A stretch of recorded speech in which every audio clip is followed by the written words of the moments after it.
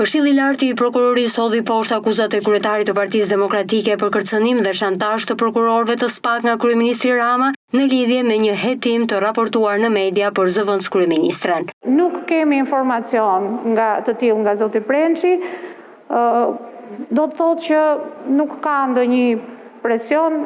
Janë informacione, nëse më lejoni të them, që më shumë ti jemi njohur nga media se sa nga vetë zoti Prençi apo nga prokurorët e prokurorisë posaçme.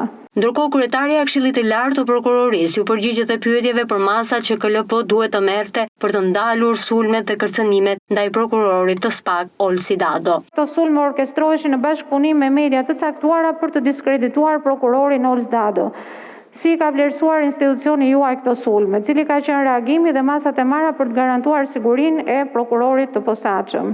Lidhur me prokurorin Olsi Dado, Këshilli besoj keni parë reagimet publike, nëse kur sulmet kanë qenë të intensifikuara, Këshilli ka bërë thirrje për vetëpërmbajtje dhe për respektimin e të gjitha standardeve që lidhen me lirinë e medias dhe me të drejtën e informimit. CNA ka denoncuar në mënyrë sistematike sulmet e paguara nga gazetarët e familjes Veliaj ndaj prokurorit Olsi Dado, duke detyruar edhe Këshillin e Lartë të Prokurorisë të reagonte në ato kohë. Komentet e drejtuesës së Këshillit të Lartë të Prokurorisë u bën gjatë raportimit në Kuvend për veprimtarinë e institucionit gjatë vitit 2024.